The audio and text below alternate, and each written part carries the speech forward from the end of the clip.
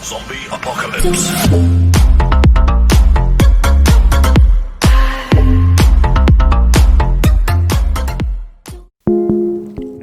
Hello and welcome to another D&D Tonight build and painting video. This time we're going to be talking all about how cool Tzangors are. For this build, I'm making 40 Tzangors. Tzangor, probably already plural.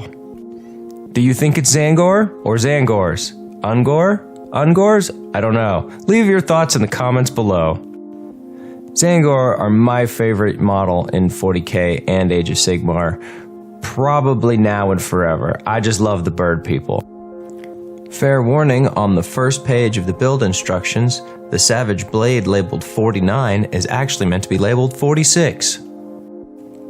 Now, if you play 40k, there's no difference between any of the weapons you can equip them with. There's just Tzangor blades and chainswords with a pistol.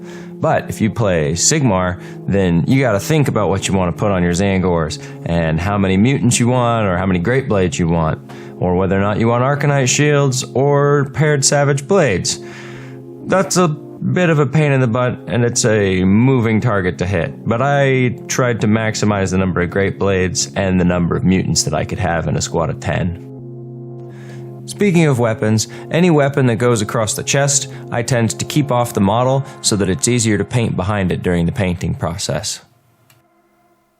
Unfortunately, I did miss the priming portion of this video, but needless to say, I primed them in Vallejo Primer Gray.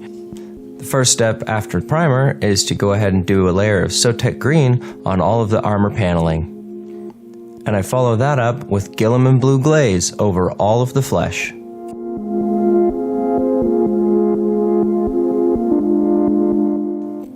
After the glaze is done drying, I went ahead and filled in all of the dark areas with a base coat of black. This includes all of the areas that are later going to be painted silver.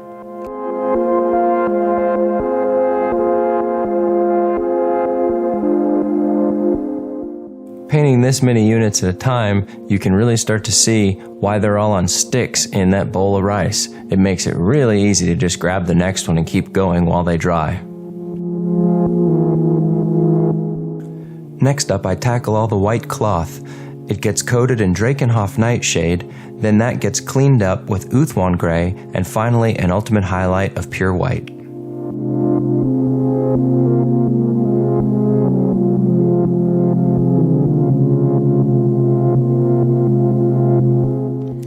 Now, because I love me some old paints, all the silver areas are covered in bolt gun metal.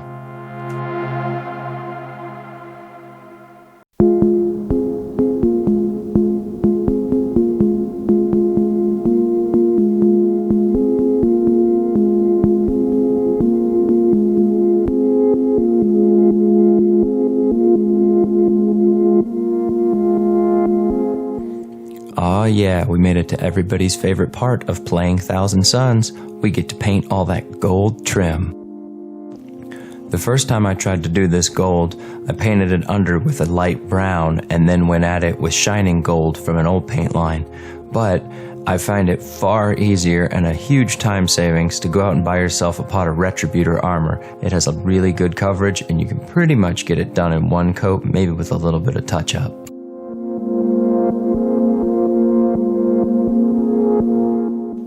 Hey, we're painting gold again. I guess that means that we have some time to read some lore from the book about Tzangors.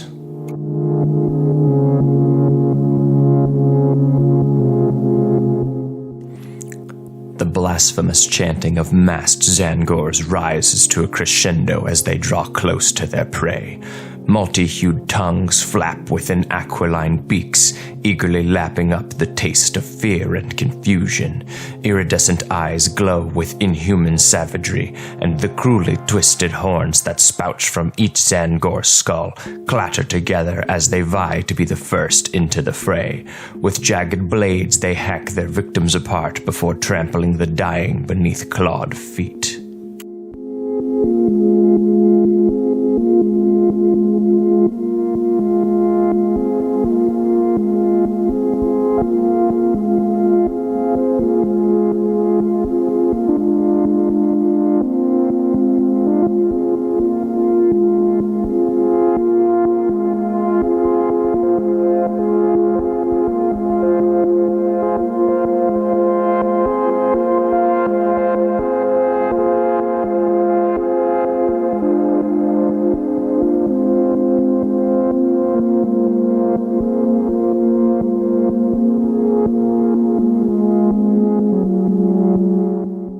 Oh yeah, don't forget to do the horns and Sandary dust, then cover that with Agrax Earthshade. And all the hair and feathers can be done in big bright colors like Screamer Pink, Evil Sun Scarlet, Lava Orange. As far as I'm concerned, when it comes to Tzangor hair colors, the brighter and more exuberant, the better.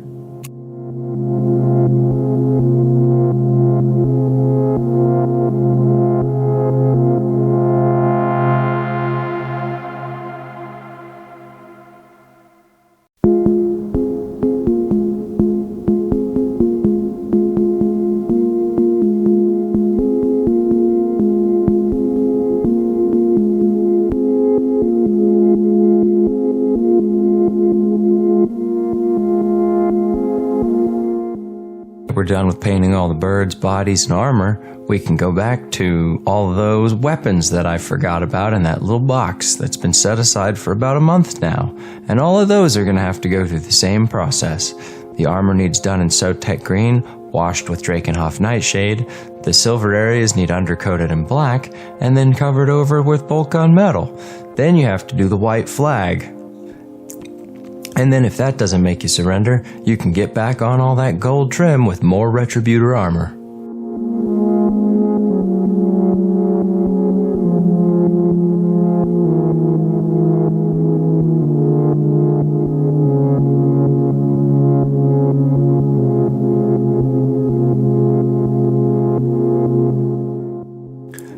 The origins of Tzangors are as varied as their appearance.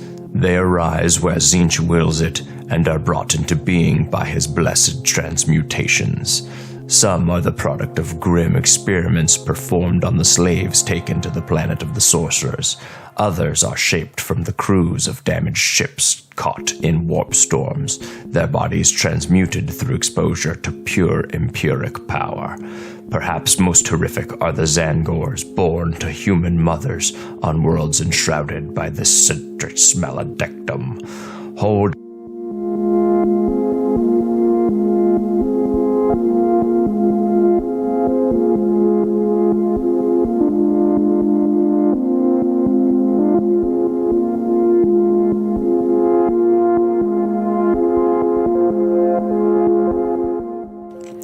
Strange trilling calls come from seemingly deserted woodlands, and flying shapes flit through sudden mists. Peering out from illusion-concealed layers, the Tzangors watch and wait. Although rarely seen, they have been massing their numbers throughout the ages, establishing strongholds and launching covert strikes to further the aims of their patron god.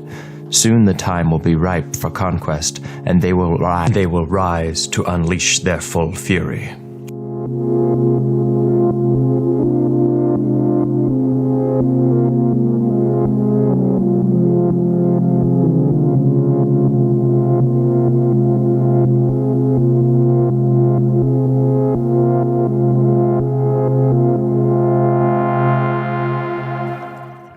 Tzangors are savage, avian beastkin dedicated to tzeentch.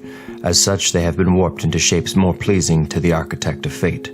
Foes that underestimate the bestial cunning and fierce strength of the Tzangor quickly fall before their sharp blades' piercing beak and gorging horns.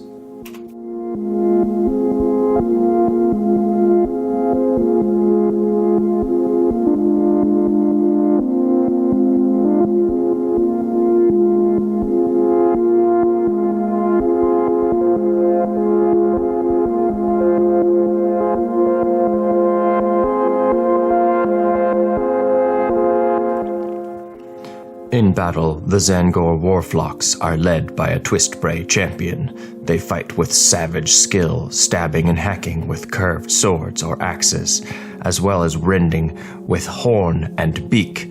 As magical creatures, they draw energy from the proximity of Tzeentchian sorcery and others of their kind.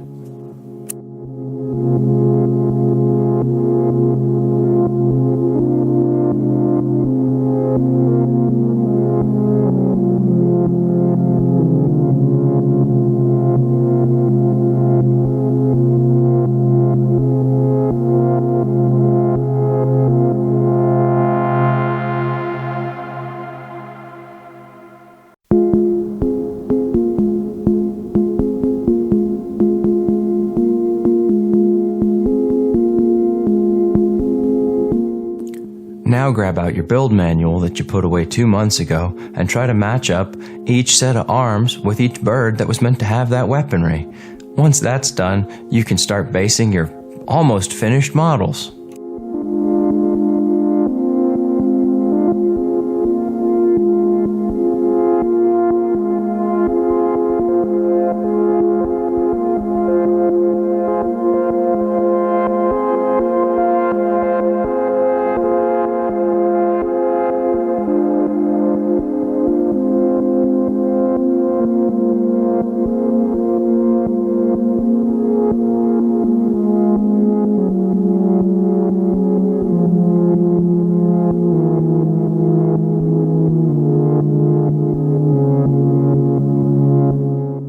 Have you ever painted so many models at once that you forgot how many models you had to make bases for?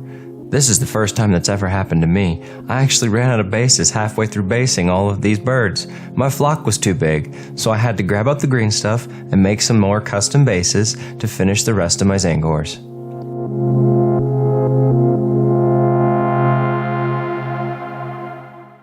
Now to paint those shiny new bases, we're going to need to base coat them in black, hit them with a dry brush of Eschen Gray, followed by an even lighter dry brush of Administratum Gray.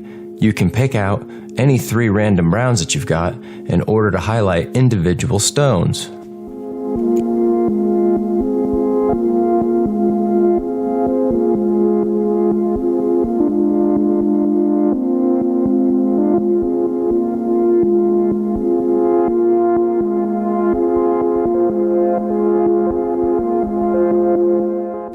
Now to protect all of those beautifully painted minis, make sure that you coat them in a semi-gloss varnish.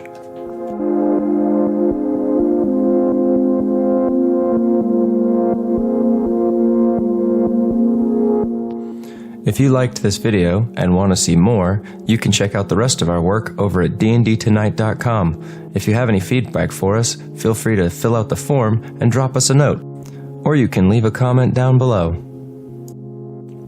You can also check in the description for all the paints that were used during the course of this video.